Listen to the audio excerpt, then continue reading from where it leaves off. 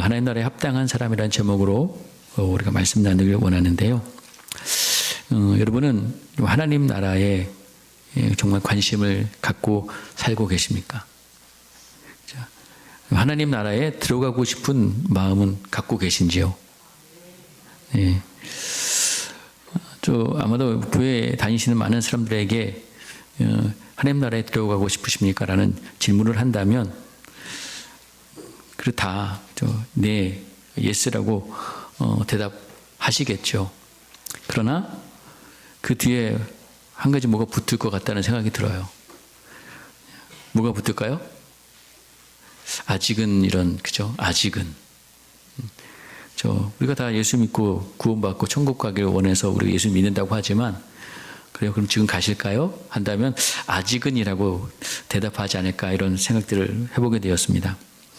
아직은 이 세상에 그래도 살만하고 또 즐겁고 또 이 세상에 대한 여러 가지 미련과 소망이 있으시기 때문에 아마 여러분이 세상에 살면서 정말 이 세상에 미련이 없고 이 세상이 너무 지긋지긋하고 이 세상이 정말 절망 가운데 있다면 아마 하나님 나라에 가져가시다 아마 당장 따라 나섰을 겁니다. 그러면 아직 삶의 여유가 있으시다는 건 아닐까, 이런 생각도 해보게 됐는데요. 예수님 당시에 많은 사람들이 하나님 나라에 대해서 참 관심이 많았습니다. 물론 그들의 어떤 종교적인 배경도 있고 또 그 당시 어떤 시대적인 상황, 그렇죠? 그런 배경도 있을 것입니다. 당시 로마의 식민지 지배 아래에 있었기 때문에 또 그들의 삶이 많이 피폐하고 또 가난하고 많이 고달팠죠. 그래서 이 땅의 어떤 소망보다는, 그런 미련보다는 더욱더 하나님 나라의 갈망이 더욱더 높아질 수밖에 없는 그런 상황이었습니다. 그래서 누가복음 17장에 보면 바리새인들이 지금 찾아와서 하나님 나라는 언제 임하는지 그걸 이제 묻기도 하고요. 물론 당시 하나님 나라에 대한 오해가 또 참 많았죠. 오늘 본문에서 예수님께서 하나님 나라에 대한 관련을 이제 말씀하고 계시는데, 하나님 나라에 들어갈 수 있는 사람, 오늘 말씀의 제목처럼 하나님 나라에 합당한 사람, 하나님 나라에 들어갈 자격이 있는 사람, 어떤 이런 말씀들을 오늘 본문을 통해서 우리에게 말씀하고 있습니다. 모든 사람들이 하나님의 나라를 소유하고 싶어하고 그 나라에 들어가고 싶어하지만 오늘 주님께서는 아무나 거기에 들어갈 수 없다고 단호하게 말씀하고 계십니다. 오늘 말씀을 통해서 하나님 나라에 들어갈 사람, 그 합당한 사람이 누구인지 오늘 우리가 살펴보고 또 우리가 그러한 자격을 갖추는 우리 성도님 되시기를 주님의 이름으로 간절히 축복합니다. 오늘 성경에 보면 세 종류의 사람의 관점에서 우리가 살펴볼 수 있어요. 첫째는 어린아이, 어린 아기가 등장합니다. 물론 그 아이가 등장하게 된 배경은 부모의 영향이겠죠. 사람들이 예수님께 자기의 어린 아기를 예수님께 데려와서 예수님 만져주시기를 바랐어요. 축복해 주시기를 바랐어요. 근데 제자들이 그들을 막 꾸짖습니다. 방해하지 말라고. 그러나 예수님께서는 그 어린 아기들 불러 가까이 오게 하시면서 이 어린 아이들 내게 오는 것 용납하고 금하지 말라. 하나님 나라는 그죠? 이런 자, 그죠? 어린 아이들의 것이라고 말씀하고 있어요. 누구든지 하나님 나라의 어린아이 같이 받아들이지 않는 자는 결단코 천국에 들어가지 못한다 라고 말씀하고 있죠. 그 다음에 등장하는 사람이 바로 이제 부자 관리입니다. 이 관리가 예수님을 찾아와서 소난 선생님, 제가 영생을 얻으려면 무엇을 해야 됩니까? 라고 물었어요. 예수님께서 왜 나를 선하다고 하냐고 물으시면서 소난 보고 하나님 한 분뿐이다. 그리고 예수님께서 이게 계명을 나열하시죠. 5계명부터 9계명까지 쭉 말씀해 주세요. 그래서 그 관리는 저는 어려서부터 다 지켰다 자신 있게 이야기하죠. 예수님께서 다시 이야기합니다. 또 한 가지 부족한 것이 있다. 내가 있는 네 소유들 다 팔아서 가난한 자에게 나눠주고 그러면 하늘에 네 보화가 있어. 그리고 와서 나를 따르라라고 말씀하니까 이 부자가 어떻게 반응하죠? 예수님의 말씀을 듣고 근심했다라고 얘기하고 있어요. 다른 복음서에 보면 그가 근심하여 돌아갔다라고 얘기하죠. 자, 그러면서 예수님께서 그 부자를 보시면서 재물이 있는 자가 하나님 나라에 들어가는 것이 참 어렵다고 말씀하시죠.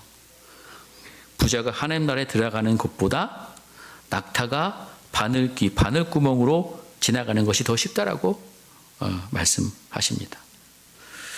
자, 이때 그 얘기를 듣고 있던 사람들이 그럼 누가 구원받을 수 있습니까? 저 부자가 구원받지 못한다면 이제 사람은 할 수 없는 것이고 하나님은 할 수 있다고 대답하시고, 이때 제자를 대표해서 이제 베드로가 등장해서 말하죠. 우리는 모든 것을 버리고 주님을 따랐습니다. 하나님 나라를 위해서. 예수님께서 집이나 아내나 형제나 부모나 자녀 버린 사람은 이 세상에 여러 배를 받고 또 오는 세상 내세의 영생을 얻을 것이다라고 말씀하셨어요. 자, 오늘 이 본문에 이 세 종류의 사람 가운데 어린아이와 같은 자, 그리고 이 제자와 같은 사람들은 하나님 나라에 들어갈 수 있겠지만, 한 부류 바로 이 부자와 같은 자는 하나님 나라에 들어가기 어렵다고 지금 예수님께서 말씀하고 계신 거예요. 자, 여러분은 어디에 속한 자라고 여러분 생각하십니까? 자, 다시 우리가 말씀을 다시 한번 살펴보면, 첫째, 어린아이처럼 받아들이는 자가 하나님 나라에 들어간다. 그럼 부모의 마음은 다 같죠. 자녀들이 잘 되는 마음입니다. 그래서 부모들은 자녀들을 위해서 예수님께 나갔고 어린아이들을 예수님께서 만져주시고 축복해 주시기를 바랬어요. 그럼 제자들이 꾸짖어요. 왜? 예수님께서 그럴 시간이 지금 없다는 거예요. 지금 예수님께서 지금 어디를 향하고 계시냐면 예루살렘을 향해서 지금 가고 계세요. 뭐 하기 위해서? 십자가 죽기 위해서, 십자가 지기 위해서 가고 계신데, 자, 근데 제자들은 그렇게까지 생각 못하고 있죠. 예수님께서 누차례 말했지만 제자들은 지금 예수님께서 빨리 예루살렘에 올라가셔서 뭐 해주시기 원한 거예요? 이 나라의 왕이 되어주시길 원하고 있었던 거예요. 그래서 이 예수님의 사역과 행보에 방해가 된다고 생각한 겁니다.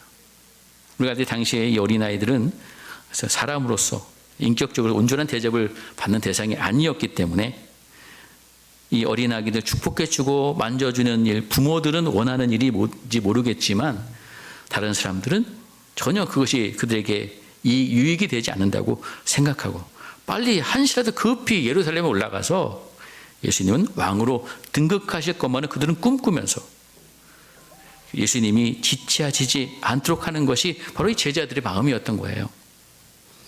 자, 위대한 왕이 되실 예수님이 그 하찮은 아이에게 신경 쓸 여력이 없다는 것이죠. 그러나 예수님의 마음은 그들의 생각과는 전혀 달랐습니다. 예수님께서 16절에 보면 뭐라고 말씀하냐면 우리 한번 같이 한번 읽어볼까요? 16절입니다. 시작. 예수께서 그 아이를 불러 가까이 하시고 이르시되 어린아이를 내게 오는 것을 용납하고 금하지 말라. 하나님 나라가 이런 자의 것이니라. 하나님 나라가 이런 자는 누구예요? 어린아이와 같은 자의 것이다 라고 이야기하고 있습니다. 이 어린 아기와 같은 자란, 이런 자란 바로 뭘까요?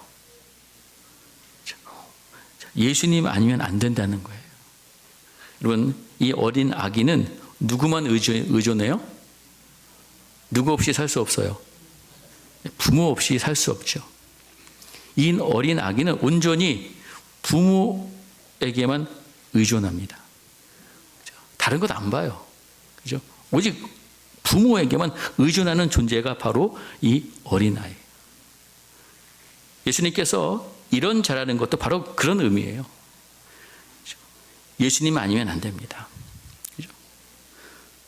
그런 심령으로 예수님을 믿는 사람, 예수님을 따르는 사람, 예수님을 의지하는 사람, 그런 사람이 하나님 나라에 합당한 사람이라고 말씀하고 있는 거예요. 자, 여러분, 이 누가복음 18장의 전체적인 내용을 쭉 한번 잠깐 보면 제일 먼저 누가복음 18장에 보면 한 과부의 이야기가 나옵니다. 과부가 억울한 일을 당했어요. 해결할 방법이 없어요. 그걸 해결할 방법은 남편도 없죠. 자녀도 없어요. 의지할 대상이 아무도 없어요. 그 해결할 방법은 재판장 한 사람밖에 없는 거예요. 이 재판장이 근데 좋은 재판장이 아닙니다. 그러나 이 과부는 재판장이 아니면 안 되기 때문에 계속해서 이 재판장을 어떻게 해요? 번거롭게 합니다. 찾아가서 원한 풀어달라고. 이 재판장의 의미는 끝까지 포기하지 않고 해보다가 안 되면 말지가 아니라 끝장내겠다는 그 각오. 그냥 이 재판장 한 사람 꽉 붙잡고 있는 거예요. 여러분, 이것이 바로 오늘 말씀하시는 이런 자와 같은 거예요. 자, 오늘 말씀을 읽은 내용 뒤에 보면 한 여리고의 길가를 가다가 예수님께서 구걸하는 한 소경을 만나죠. 예수님께서 오신다는 소식을 듣고 그가 뭐라고 얘기합니까? 나사렛 예수여, 다윗의 자손이여, 나를 불쌍히 여겨달라고 외쳐요. 이때도 제자들이 뭐 합니까? 꾸짖어요. 방해하지 말라고. 그때 이 소경이 어떻게 해요? 포기합니까? 포기하지 않습니다. 잠자먹을 했지만 그는 더 크게 소리 질러서, 어린아이, 여러분 어린아이 보십시오. 어쨌든 울어요. 여러분 울지 마라 울지 마라 달랜다고 뚝 끝이나요? 더 큰 소리도 울리잖아요. 자, 체면 차리고 잠잠했다면 이 소경은, 이 맹인은 예수님께 만나지 못했을 것이고 치료받지 못했습니다. 바로 이 맹인도 어떤 모습이에요? 어린아이 같은 모습이었어요. 자, 그 다음에 여러분 누가복음 19장의 첫 번째는 우리가 잘 아는 삭개오예요. 삭개오도 예수님을 만나고 싶었잖아요. 근데 사람들이 비켜주지 않아요.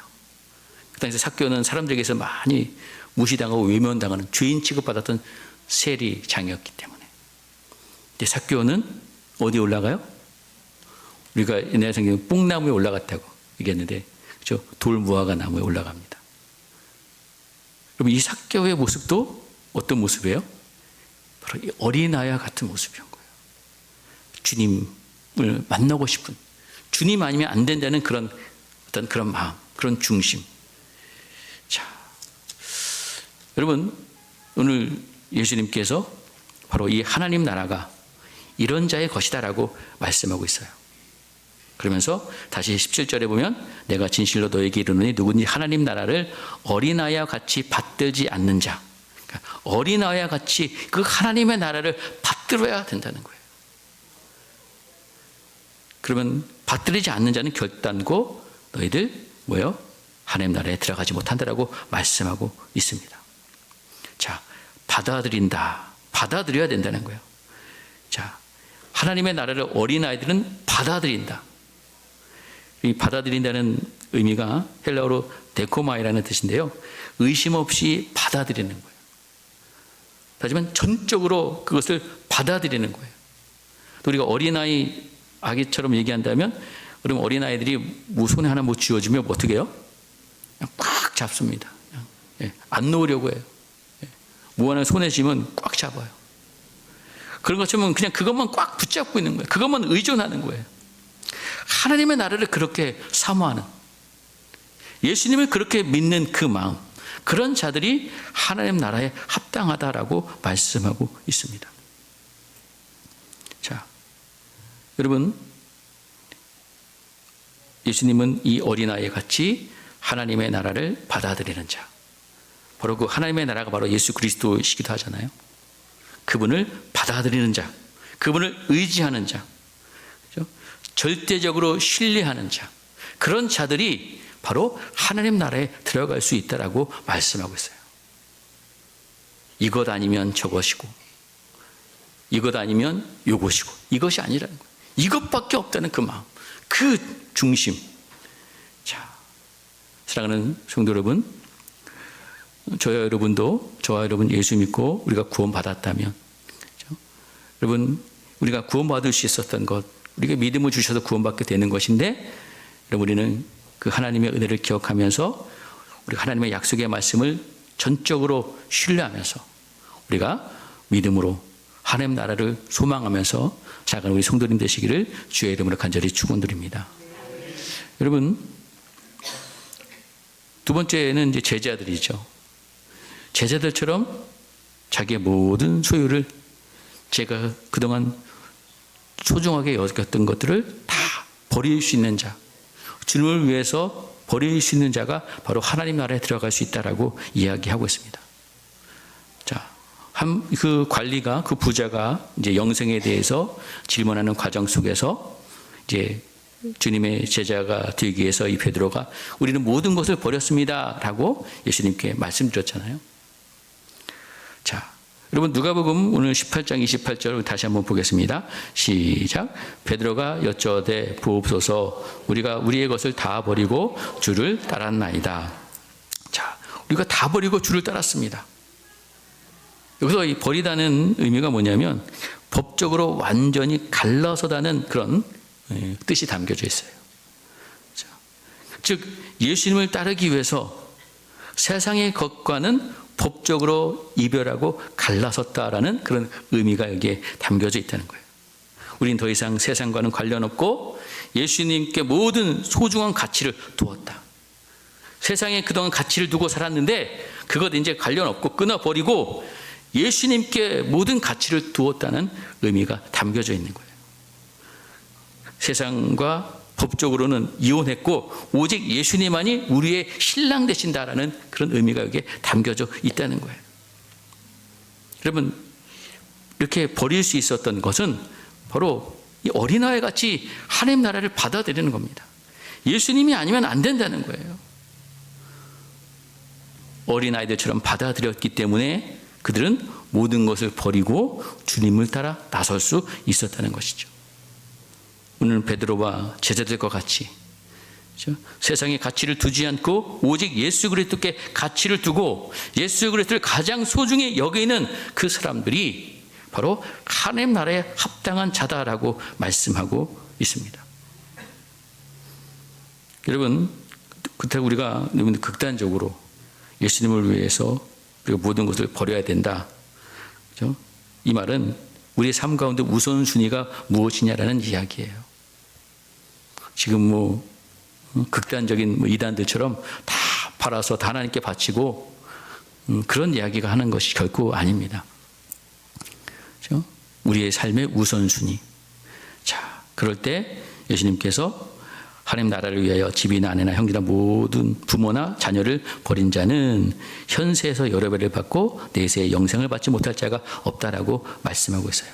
현세에서 여러 배를 받는다. 이 말은 우리가 주님을 위해서 집을 한 채 바쳤다고 해서 집이 여러 채 생긴다는 그런 얘기가 아니라 우리가 하나님을 위해서 버리고 헌신했을 때에 우리가 이 땅에서 하나님께서 주시는 풍성한 은혜들을 마음껏 누리게 되는 거죠. 이 땅에 먼저 하나님의 나라를 우리가 맛보고 누리게 되는 겁니다. 우리가 이 또 공동체의 삶을 통해서 또한 우리에게는 내세에는 뭐가 있다고요? 영생을 받지 못할 자가 없다. 여기서 영생이라는 것은 바로 우리 하나님 나라의 그 구원이 완성되는 것을 의미하는 것이겠죠. 자, 오늘 이 제자들처럼 우리가 주님을 따라 나설 때, 그죠? 우리는 주님을 위해서라면 모든 것들을 우리가 뒤로 보내고 때로는 포기하고 버리고 주님을 따르는 그 사람, 어린아이와 같이 그 하나님의 나라를 그렇게 받드는 사람, 그들이 하나님 나라에 합당하다라고 오늘 예수님께서 말씀해 주고 계십니다. 자, 세 번째 바로 이제 부자에 대한 얘기, 부자 관리에 대한 이야기입니다. 이 부자 관리 같은 사람은 하나님 나라에 합당하지 않다는 것이겠죠. 여러분, 당시 부자는 누가 보아도 하나님 나라에 합당하고 가까운 사람이라고 여기는 사람이었어요. 당시 유대 사회에서는 부자는 아무나 되는 것이 아니에요. 하나님의 말씀에 순종한 사람들이 누리는 복이 바로 이 물질의 복이라고 그들은 생각했습니다. 당연히 부자였기 때문에 많은 사람들은 저 사람은 정말 하나님의 말씀에 얼마나 순종했기 때문에 얼마나 하나님께 저렇게 복을 주셨을까, 그렇게 다들 생각했던 거예요. 본인도 그렇게 생각했겠죠. 근데 여러분 그 모든 것들이 다 뭐예요? 착각이라는 거죠. 오늘 부자가 예수님께 와서 예수님을 이제 질문할 때 18절에 보면 어떤 관리가 물어이되 먼저 선한 선생님이여 라고 예수님을 선한 선생님이여 라고 부르고 있습니다. 자, 예수님을 선한 선생님이라고 불렀다는 것은 아직 이 부자 관리는 예수님이 하나님이신지 하나님의 아들이라고는 아직은 모르고 있는 거죠. 그래서 예수님을 선한 선생님이라고 불렀던 겁니다. 그래서 예수님께서 뭐라고 대답하시냐면, 자, 먼저 선한 선생님에 대해서 예수님께서 대답하실 때 19절 보면요. 우리 19절 말씀을 읽어볼까요? 시작.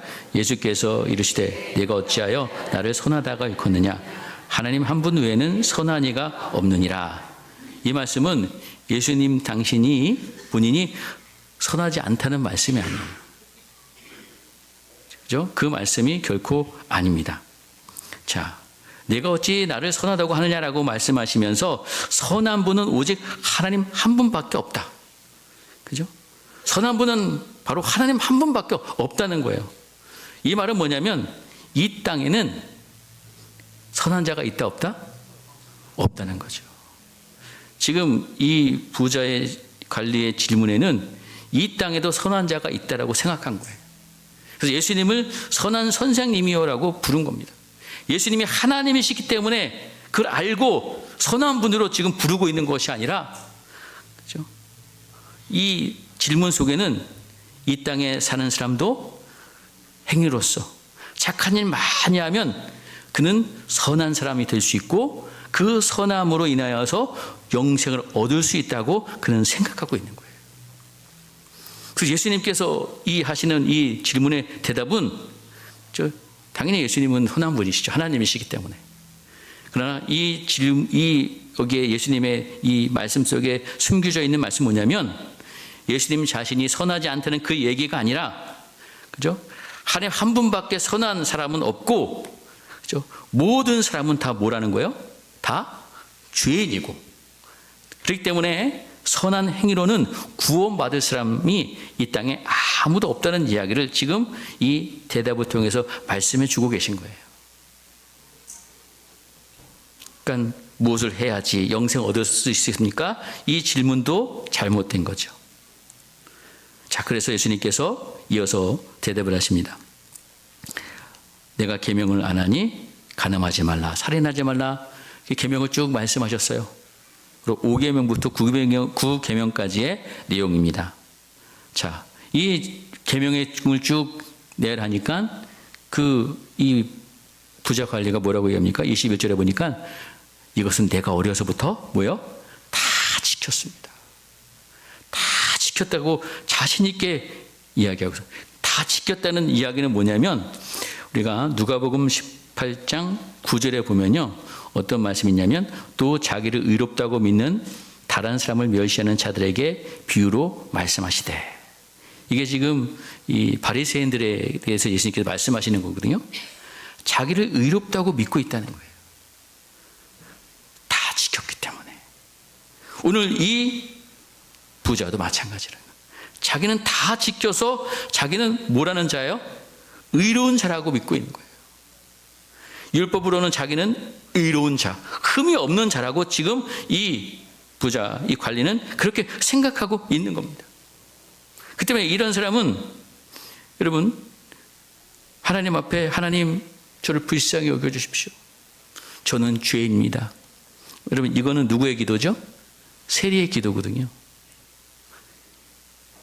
세리가 하나님 나를 불쌍히 여겨주십시오. 나는 죄인입니다라고 가슴을 치면서 기도했다라고 바리새인과 세리의 기도에 대해서 말씀해 주셨는데 앞에서, 여러분, 이런 사람은 가슴 칠 이유가 없어요. 자신을 불쌍히 여겨달라고 하지도 않습니다. 자기가 죄인이라고 생각하지도 않아요. 왜? 자기는 뭐하기 때문에? 다 지켰기 때문에. 자기는 뭐하기 때문에? 의롭기 때문에. 하나님의 긍휼이 필요 없어요. 은혜도 필요 없어요. 그러면 결국은 누구가 필요 없는 거예요? 누가 필요 없어요? 예수가 필요 없는 겁니다. 예수가 필요 없는 거예요. 그럼 예수님께 이 사람이 왜 예수님을 찾아왔는가? 어쩌면 자랑하기 위해서. 오늘 순간의 찬양처럼, 그죠? 자기를 자랑하기 위해서. 자기도 선한 편, 의로운 편에 있다고 그는 착각하고 있는 거죠. 당시 여러분, 하나님 나라에 대해서 관심이 많은 서기관들, 바리새인들, 이 부자 청년이 오히려 그 하나님 나라에서 아주 먼 사람들이었다는 거예요. 지들은 아주 가깝다고 여겼어요. 자, 사랑하는 성도 여러분, 오늘 이 시대에 살아온 저와 여러분도 마찬가지입니다. 여러분, 나는 교회 다니고 예수 믿으니까 천국에 난 가까이 가겠지 라고 생각하고 있는데 과연 그러냐는 거죠. 혹시 우리가 이 부자 관리처럼 당시에 서기관과 바리새인들처럼 착각하고 있지 않습니까? 오히려 하나님 나라에서 먼 자들이 아닌지. 여러분, 이들은 하나님 나라에 들어갈 수 있다라고 생각했던 거예요. 오늘 예수님께서 그들에게 말씀하시죠. 22절에 보니까 예수께서 이 말씀을 들으시고 이르시되 내가 아직 한 가지 부족한 것이 있으니 내게 있는 것을 다 팔아 가난한 자들에게 나눠주라. 그러면 하늘에서 내게 부어가 있으리라. 그리고 와서 나를 따르라 라고 말씀하셨어요. 여러분, 이 사람은 큰 부자였어요. 자, 여러분, 예수님께서 아까 그 율법에 대해서 얘기할 때에 10계명에 대해서 얘기할 때 몇 계명은 얘기 안 하셨냐면 바로 10번째 계명, 이웃 사랑에 대해서 말씀하실 때 10번째 계명은 말씀 안 하셨습니다. 그걸 쏙 빼놓으셨어요. 왜? 이 사람이 그것에 문제가 있는 사람이라고 보신 거죠. 자, 10번째 계명이 뭐죠? 내 이웃의 집을 탐내지 말아라 하는 거예요. 이것에 걸린 사람이라는 거예요. 예수님께서 그래서 재산을 가난한 사람들에게 나눠주라고 말씀하셨는데 이 사람은 지금까지 살면서 나눔에 약했어요. 자신의 부를 어떻게 했어요? 자기를 위해서 쌓았던 그 마음에 뭐가 가득해요? 탐심이 가득했던 사람입니다. 이 10번째 계명에 온전하지 못했던 사람이에요. 근데 여러분, 10번째 계명에만 온전하지 못한 사람이냐? 그게 아니죠. 여러분, 그것에 무너지면 여러분, 율법은 다 무너지는 거나 마찬가지예요. 율법은 하나가 무너지면 다 무너지는 거예요. 특히 뭐예요? 뭐에 무너집니까? 나 외에 다른 신을 섬기지 말아라. 왜요? 이 부자는 뭘 섬겼어요? 재물을 섬긴 사람이죠. 누가복음 16장 13절입니다. 그러면 같이 한번 읽어볼까요? 시작. 집 하인이 두 주인을 섬길 수 없나니 혹 이를 미워하고 저를 사랑하거나 혹 이를 중히 여기고 저를 경히 여길 것임이라. 너희는 하나님과 재물을 겸하여 섬길 수 없느니라. 오늘 이 말씀에 등장하는 이 부자는 하나님과 재물을 겸하여 섬기려고 했던 사람입니다. 근데 실제로는 이 사람은 하나님보다도 뭘 더 섬겼어요? 재물을 섬겼어요. 왜? 예수님의 말씀에 따르지 못하잖아요. 하나님의 말씀에 순종하지 못하잖아요. 왜? 하나님보다 뭐가 더 우선이에요? 재물이 더 우선순위였기 때문에. 누가복음 우리 16장 9절에 보면 저 불의한 청지기에 대한 이야기가 나왔습니다. 우리 다시 한번 누가복음 16장 9절입니다. 한번 읽어보기 시작. 내가 너에게 말하노니 불의의 재물로 친구를 사귀라. 그러면 그 재물이 없어질 때에 그들이 너희를 영주할 처소로 영접하리라. 그렇습니다. 이 관원이며 이 관리이며 부자였던 이 사람, 불의한 재물로 사람들을 친구 삼지 않았어요. 그렇죠? 자기를 위해서 쌓았고 자기를 위해서만 썼습니다. 탐심이 가득 잡혀서 가난한 자들과 나누지 않았다는 것을 우리가 보게 돼요. 이 사람은 결국에는 10계명, 하나님 사랑, 이웃 사랑 다 걸려 있는 거예요. 지금 자신은 아까 뭐랬습니까? 나는 어려서부터 뭐 했다 그래요? 다 지켰다라고 자신 있게 이야기하지만 이거 얼마나 큰 착각입니까? 이 부자 관리에게서 최고의 가치는 뭐예요? 하나님보다도 재물이었습니다. 하나님 나라보다도, 여러분, 재물을 이 땅에 쌓아둔다는 것은 하나님 나라보다도 지금 뭐가 더 중요하다는 거예요? 지금 이 땅의 삶이 더 중요하다는 거죠. 예수님께서 재산을 다 팔아서 가난한 사람들에게 나눠주고 했을 때 이 사람 근심하고 다시 재물이 있는 그 집으로 가게 된 것이죠. 자, 오늘 예수님께서 그를 보시고 그 뒤돌아가는 그를 보시고 그에게 말씀하십니다. 자, 우리 24절입니다. 같이 읽을게요. 시작. 예수께서 그를 보시고 이르시되 재물이 있는 자는 하나님 나라에 들어가기가 얼마나 어려운지. 하나님 나라에 들어가지 못한다는 말씀이 아니라 하나님 나라보다 재물에도 가치를 두는 자는 하나님 나라에 합당하지 않다라는 말씀을 하고 있는 것이죠. 그렇죠? 하나님 나라보다 재물에도 가치를 둔 사람. 여러분, 재물이 아무리 많더라도 재물보다 하나님 나라에 가치를 둔 사람은 당연히 하나님 나라에 뭐예요? 들어갈 수 있는 겁니다. 부자라고 해서 무조건 하나님 나라에 들어가지 않는다는 것이 결코 아니에요. 자, 이 부자는 어린 아기처럼 전적으로 하나님 나라, 하나님을 의지하지 않았어요. 왜냐? 재물이 있었습니다. 그것에 더 마음이 갔어요. 그것에 더 가치가 있었어요. 그래서 예수님께서 또 우리가 잘 아는 말씀이 25절 있습니다. 시작. 낙타가 바늘귀로 들어가는 것이 부자가 하나님 나라에 들어가는 것보다 쉬우니라. 그렇습니다. 그만큼 부자가 하나님 나라에 들어가는 것이 거의 불가능한 것처럼 말씀하고 계십니다. 자, 이야기를 듣자 사람들이 충격을 받는 거예요. 부자가 못 간다니. 순종해서 복받은 저 사람들이 못 간다니. 자, 재물을 섬기는 사람, 재물의 다스림을 받는 사람, 그들은 하나님 나라에 합당하지 않다라고 말씀하세요.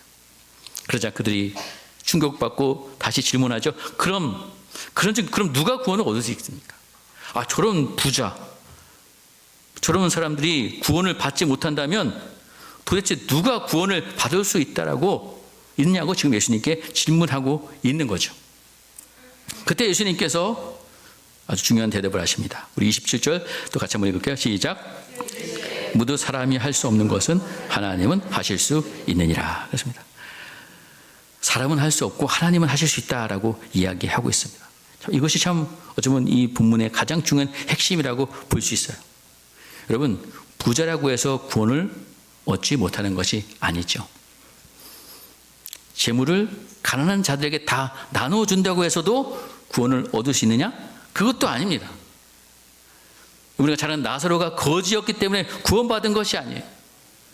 여러분, 어린 아기이기 때문에 하나님 나라에 들어갈 수 있는 것이 아닙니다.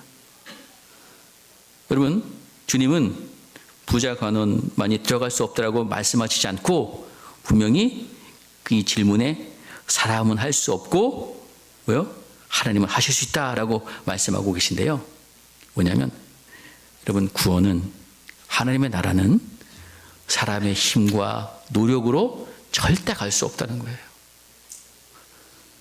사람의 자기의 힘으로는 갈 수 없는 것이 바로 하나님의 나라라는 것이 오늘 가장 중요한 핵심의 말씀입니다. 자, 로마서 8장 3절 말씀을 보면은 우리 한번 같이 한번 읽어볼게요. 로마서 8장 3절 시작. 율법이 육신으로 말미암아 연약하여 할 수 없는 그것을 하나님은 하시나니 곧 죄로 말미암아 자기 아들을 죄 있는 육신의 모양으로 보내어 육신의 죄를 정하사.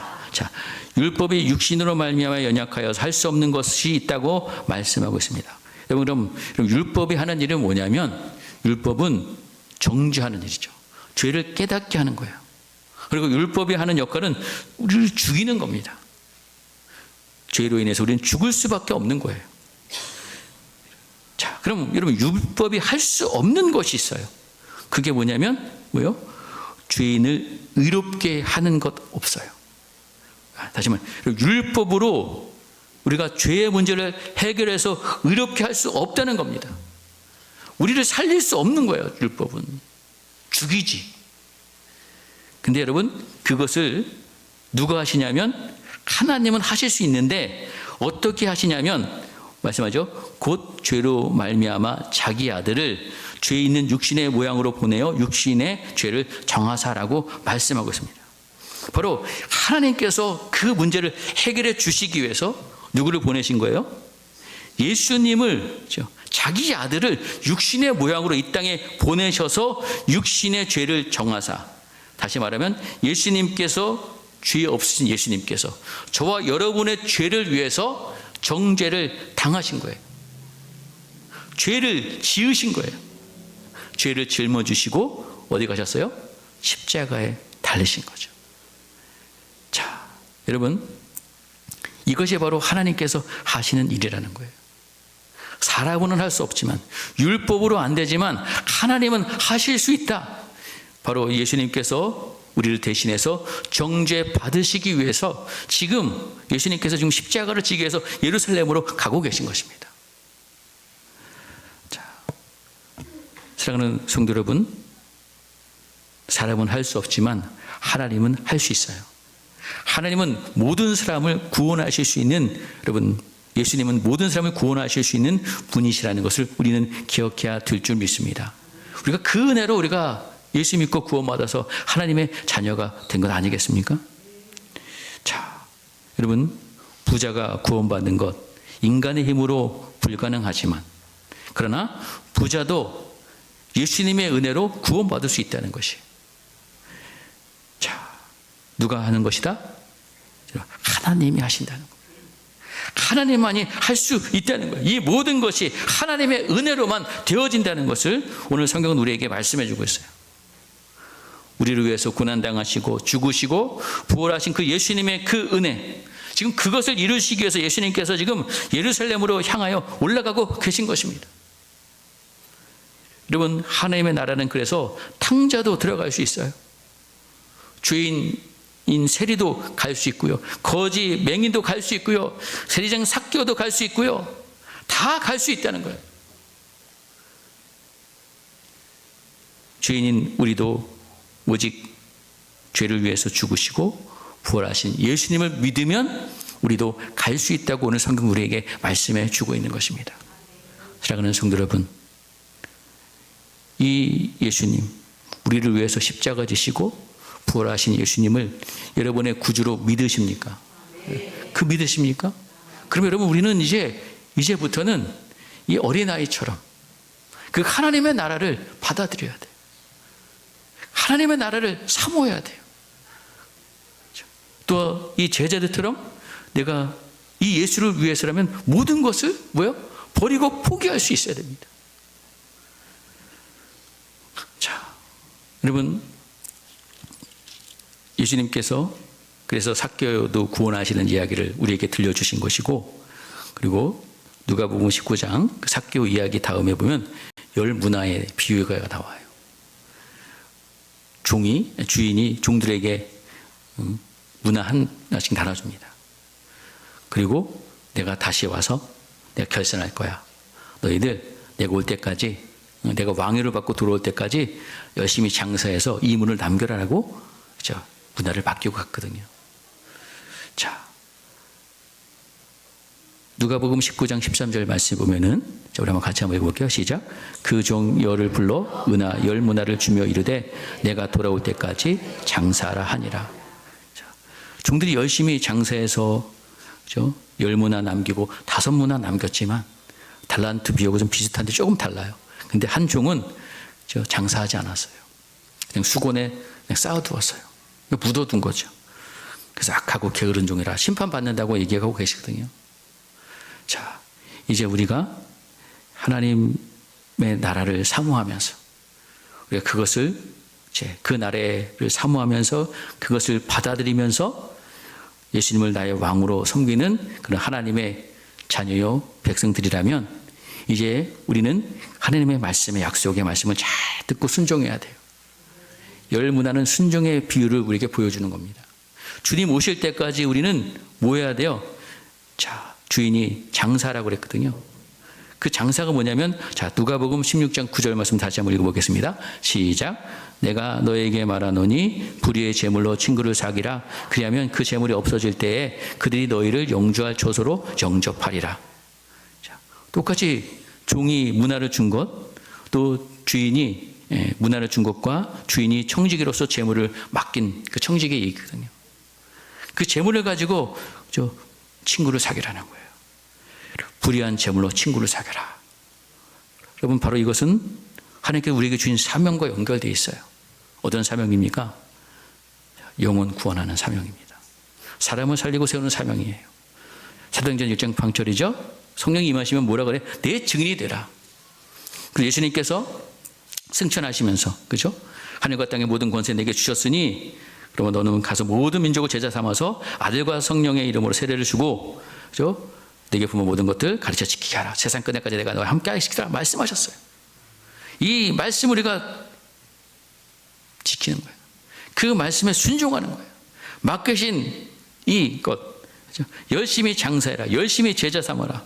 사람을 살리고 세우는 일에 힘쓰라는 것, 이것이 바로 주님께서 우리에게 맡겨주신 사명이라는 거예요. 하나님 나라를 사모하는 자, 그죠?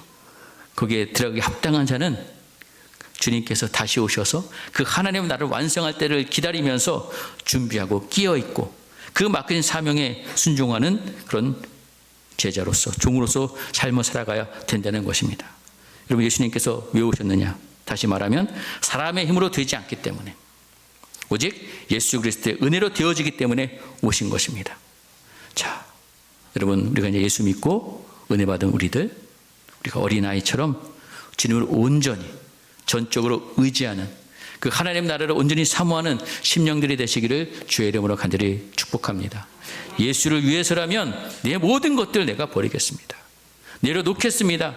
주님의 그 은혜와 사랑을 기억하면서, 여러분, 주님께서 먼저 우리를 위해서 모든 것을 버리셨어요. 일반적으로 우리에게 버리라고 말씀하시는 것이 아닙니다. 주님이 바로 하늘의 영광 버리자도 버리시고 이 땅에서 육신의 힘, 그 생명도 버리시면서 우리를 살리시기 위해서 모든 것 버리셨어요. 그래서 우리도 주님을 위해서 모든 것 버리고 따를 수 있는 각오와 헌신이 되어야 되지 않겠습니까? 주님을 따르는 삶은 주님의 말씀에 순종하면서 우리에게 주신 사명, 사람을 살리고 세우는 사명을 열심히 장사하는 심정으로 열심히 감당하여서 다시 오신다고 약속하신 그 약속을 기억하면서 끝까지 감당하는 그런 모습이어야 될 줄 믿습니다. 우리 한수목교 모든 성도님들이 이 일에 하나가 되어서 하나님 나라를 사모하고 그 나라를 꿈꾸면서 또 그 나라를 확장시켜 나가는 그 주의 일에 끝까지 충성되게 감당하는 복된 성도님 되시기를 주의 이름으로 간절히 축복드리겠습니다.